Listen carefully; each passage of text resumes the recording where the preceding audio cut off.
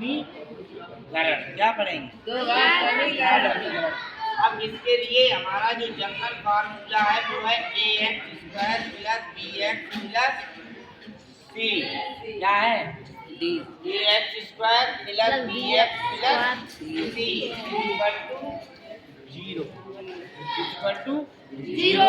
अब यहाँ देखिए, समीकरण हमने आपको बताया था, समीकरण किसे कहा जाता है? जिसमें दो पक्ष होते हैं। किसे कहा जाता है? जिसमें दो पक्ष होते हैं, एक LHS और एक RHS। अब देखिए यहाँ पे इसीलिए इसे क्या बोला गया है? द्विघात समीकरण। अब यहाँ समझो, अगर मैं इसी को क्या लिख दूं? ax square plus bx plus c। अब ये क्या बन गया आपका? पोलिनोमियल। क्या बन गया? पोलिनोमियल।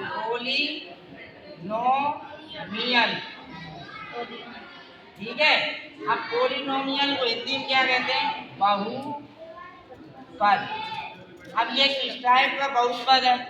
तो ये आपका है द्विघात। क्या घात? द्विघात। अब पोलिनोमियल से ही प्राप्त क्या हुआ? समीकरण। समझ में आ रही बात? यहाँ समझिए, अगर इसकी डेफिनेशन क्या बनती है? इसकी डेफिनेशन बनती है, यदि किसी बहुपद के मान को पूर्णांक के बराबर रख दिया जाए। अब पूर्णांक हमारे क्या होते हैं? इंटीजर जानते हो? इंटीजर होते हैं जो माइनस से शुरू होकर प्लस तक जाते हैं। मतलब -1, -2, 0, 1, 2। ये हमारे क्या है? इंटीजर। हिंदी में कहते हैं पूर्णांक। हिंदी में क्या कहते हैं? पूर्णांक। समझ में आ रही बात? मतलब यदि किसी बहुपद के मान को किसी पूर्णांक के बराबर कर दिया जाए तो जो प्राप्त होगा उसे हम क्या कहेंगे? समीकरण कहेंगे, इक्वेशन कहेंगे। समझ में आई बात? अब इसे द्विघात क्यों बोला गया? क्योंकि देखिए इसमें चर की घात अधिकतम कितनी है? 2। इसलिए इसे क्या बोला जाएगा? द्विघात। अगर मैं इसे लिख दूं ax घात 3 plus bx square plus cx plus d बराबर 0। अब ये x क्या है? चर है। क्या है? चर है। अब चर की अधिकतम घात कितनी है? 3। इसे क्या कहा जाएगा? त्रिघात। क्या कहा जाएगा? त्रिघात समीकरण। अब इसमें मैं अगर 0 को हटा दूं, अब ये क्या बन गया? त्रिघात बहुपद। त्रिघात बहुपद। समझ में आ रही बात? बहुपद और समीकरण में केवल थोड़ा अंतर है। क्या है? कि बहुपद के इक्वल में कोई वैल्यू नहीं होती, लेकिन समीकरण के इक्वल में कोई वैल्यू होती है। क्या होगी? एक पूर्णांक होगी। क्या होगी? पूर्णांक होगी। 0 हो सकता है, माइनस में कोई नंबर हो सकता है, उसी को क्या कहेंगे हम? पूर्णांक। समझ में आई बात? अब इसमें अधिकतम 2 घात है तो इसे द्विघात। इसमें अधिकतम कितनी घात है? त्रिघात। अगर मैं लिख दूं ax की घात 4 bx की घात 3 cx square plus dx plus f। अब इसे क्या कहेंगे? चतुर्थ घात। क्या कहेंगे? चतुर्थ घात। समझ में आ रही बात? फैक्टर मीन्स गुणनखंड है। अब चला, अगर हम, ये तो इसकी बेसिक जानकारी थी, अगर हम इसी को क्या लिखते हैं? देखो, अगर मैं लिख दूं, अब पहचानना सीखो, ये क्या है? x square. क्या है? x square. इसे बोला जाएगा स्क्वायर, इसे बोला जाएगा q, इसे बोला जाएगा 4, इसे बोला जाएगा y। कैसे बोलोगे? x square, x cube, x की घात 4, x की घात 5। अब इसमें हम एक चीज और समझेंगे, पदों की संख्या, गुणांक, घात, 3 चीजें समझेंगे। अब देखो, ये एक्स स्क्वायर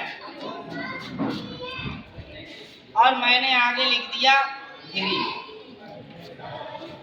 अब मैंने आपसे प्रश्न किया पद, गुणांक और घात। अब समझिए मेरी बात। अब इसमें पद कितने हैं?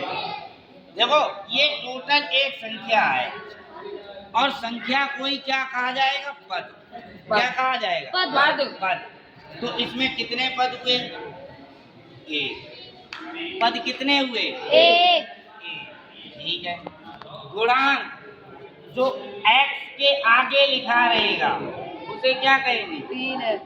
3। गुणांक कितना है? 3। x नहीं बोलेंगे। ठीक है। घात कितनी है? 2। समझ में आई बात? अब एक चीज और समझो, आधार क्या है? आधार है आपका x। आधार क्या है? x। अच्छा, अब हमें इसमें बताओ, इसमें हमें 3 चीजें बताओ। आधार, गुणांक,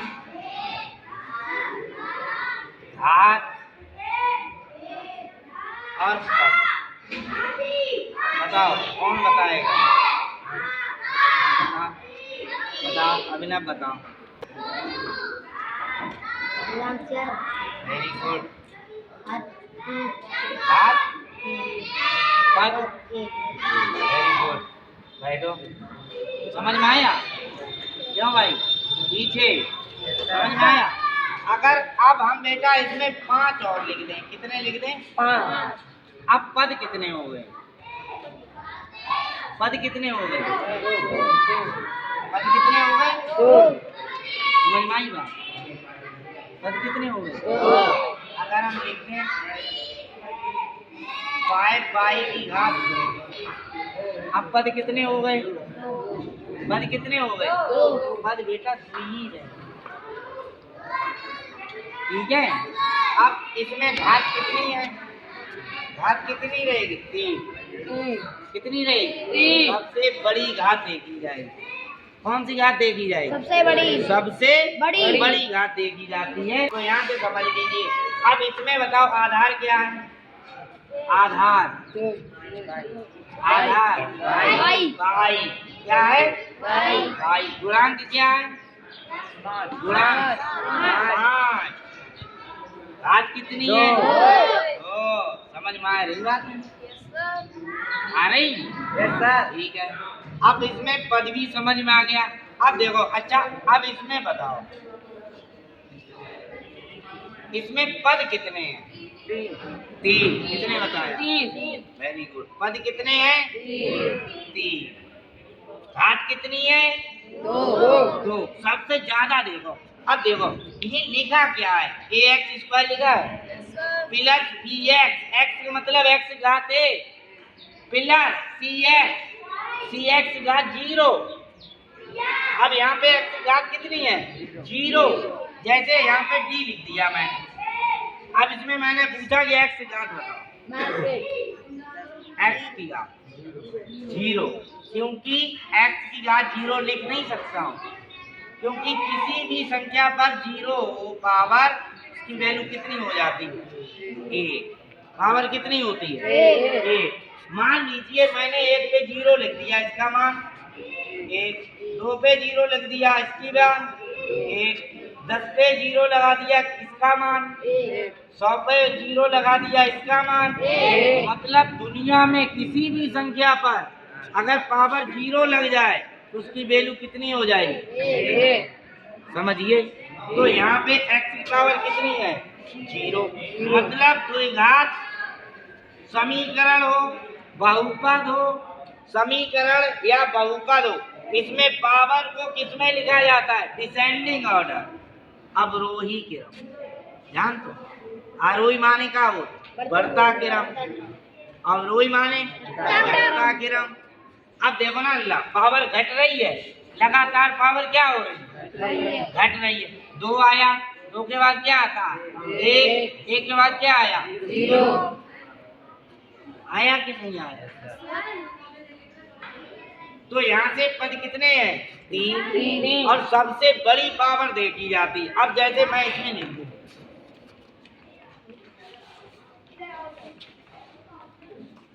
आप बताओ इसमें सबसे बड़ी पावर कितनी, 3। तो पावर कितनी बताओ 3। अब मैंने कहा x स्क्वायर, x की घात 3 का गुणांक बताओ, x की घात 3 का गुणांक बताओ। 3 की गुणांक की बात चल रही, एक ना ए हमने क्या बताई, x के आगे जो भी मान रहे हैं वही उसका क्या होगा गुणांक। गुणांक का मतलब है गुणा में लिखा गया नंबर। अब गुणा में लिखा गया नंबर क्या है एक। मैंने पूछा एक्स स्क्वायर का गुणांक कितना है, ये देखो हमारा मुंह देख रहे, इसका गुणांक बताओ b। एक्स का गुणांक बताओ b। समझ में आई बात। पदों की संख्या कितनी है 4। ये किस टाइप का बहुपद है, 1 घात का है, 2 घात है, 3 घात है, कौन सा है 3 घात। समझिए अब हम स्टार्टिंग करने जा रहे हैं इनके गुणनखंड करना, ठीक है। अब जैसे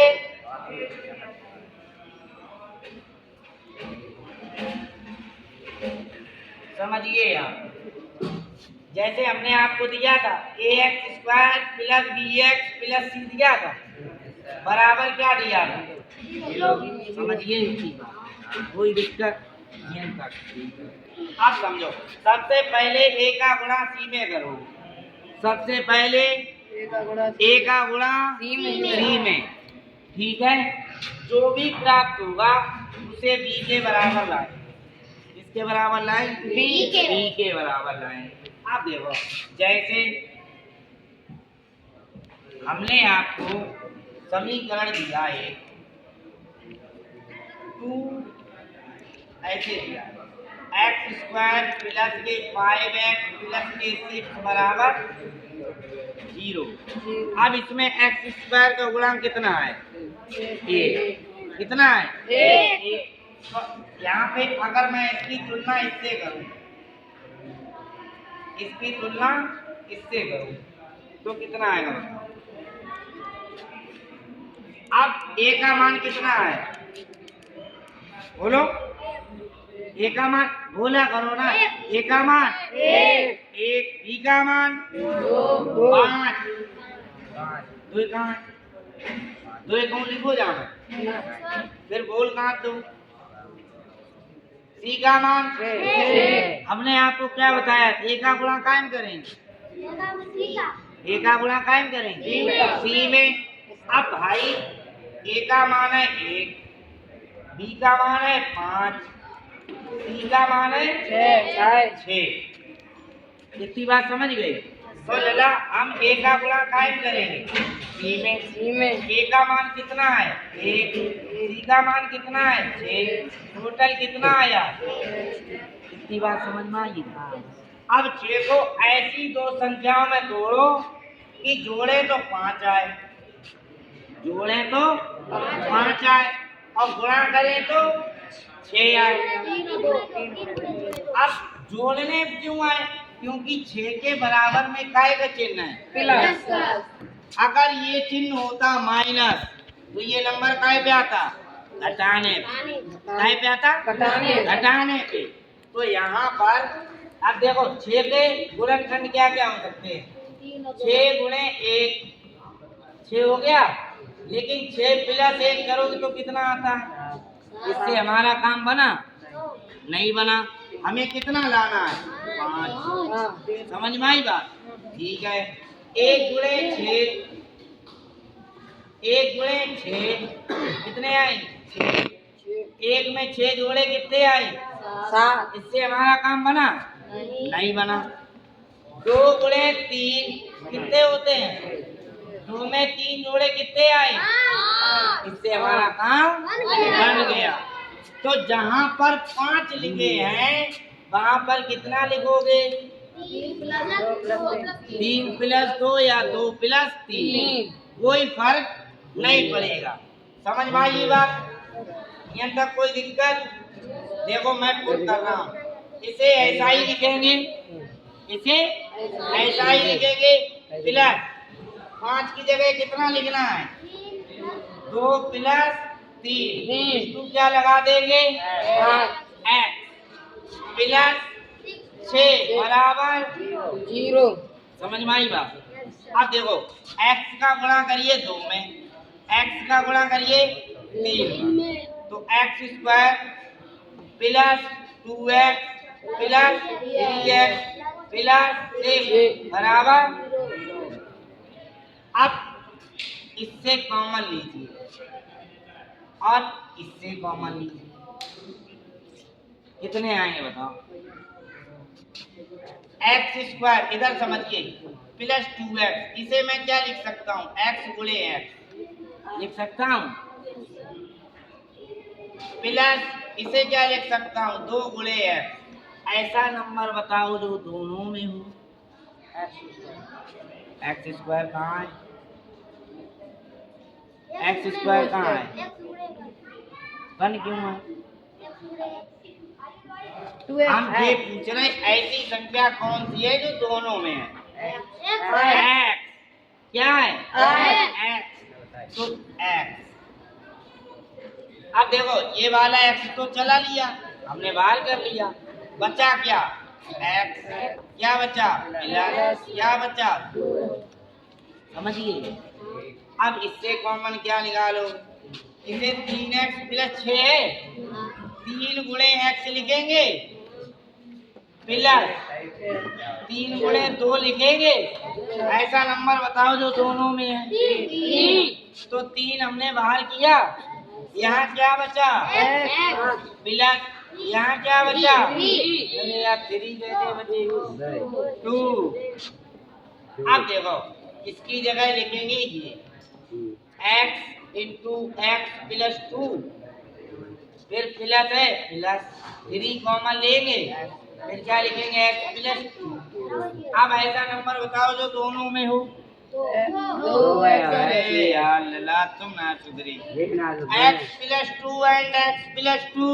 हाँ जैसा सही हमने बता दोनों में गया। x plus 2 and x plus 2 common number, तो x प्लस 2 चला गया, बचा क्या? आंसर। समझ में आया कि नहीं आया? जो लिखो जे तो x प्लस 2 कौन सा? जो लिख लो ये हाँ, हाँ कमी तो आएगा। अब तो 0 हट गए, क्यों हट गए? 0 ना हटे होगा, 0 धरो ना ये तो समीकरण ये एकदम वो बहुत पर x प्लस 2 बाहर कर लो। अब हमारे 3 x बचो, प्लस बचो, 3 बचो, वही तो लिखो। यही वाह वाह समझिए? कोई दिक्कत है? अब करियो करो। समझा है।